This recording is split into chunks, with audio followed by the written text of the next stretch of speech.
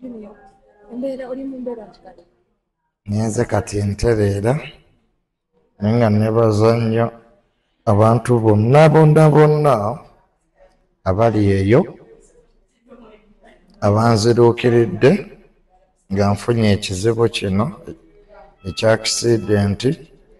Nebaza nnyo mikwano gyange egyasobodde okutuuka wano, egibaddewo n'egimbeereddewo. Bonna beebale, nabo bonna bantadde mu ssaala zaabwe. Naye kati nfunyeemu ku maanyi. Nebaza nnyo eddwaliro lino ery'Ensambya olw'okunzijanjaba. Weero nakubawo nnyo omutwe guno ku akisidenti gye nafuna, n'amannyo gaamenyeka n'ebisago ebiwundu nina bingi. Kati eyo yokka impact ereetera omuntu okuba nti owulira obulumi.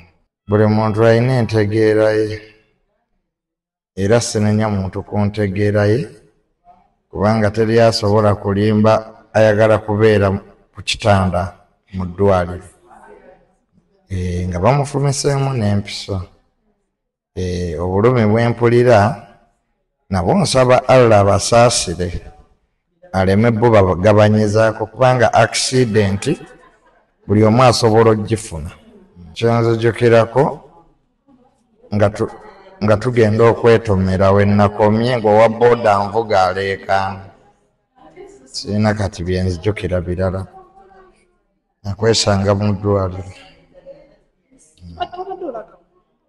Nande nyendalaba mukwano gwange Amelia Nambala. Abantu bandaze omukwano, abantu banjagala. Nebaza nnyo maama wange mukyala Florence Tamale, nebaza nnyo Kasuku, mukulu wange Yasini ne Babahamu. Musajja gwe weebale nnyo Don Chris.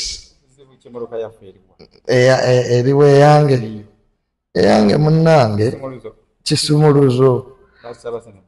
Bagisaba miliyoni emu okuddamu okunkolera eminyolo. Neŋŋamba kangira ngipaakinga. Naye engeri kati gwe koze kamala byonna ate teeveeyo. Ono ye muganda wange Namuli, muganda wange neyanziza. Nze ne Don Chris tuli ba mikwano, tuli ba Luganda, wadde oluusi omutwe guntabukako neera mala n'enzira. Neera mala n'enzira mu bange. Kati mpulira bulungi, sina nnyo bulumi okuggyako amannyo gano agayatise go gakyannuma, bagenda bali mu gakolako. Ne sikaani ze twakoze ziraga nti omubiri kuba omutwe kyekisinga obukulu guli fine, mutima guli fine. Ebisigadde zino injalizi nnyangu zaaki ne shooko gye nnina nga ki. Naye ofuna nga akisidenti tova mangu mu ddwaliro, osooka n'oleka abasawo ne bakumonitaringa kuba clot yinza okuba erina weyeekwese ne bitabuka. Nebaza nnyo maama Fiina, naye akedde kunteera ku miliyoni 5. Nebaza Kasuku yampadde ssente, Amelia Nambala, banaye n'abalala bangi besitasobola kumenya wano.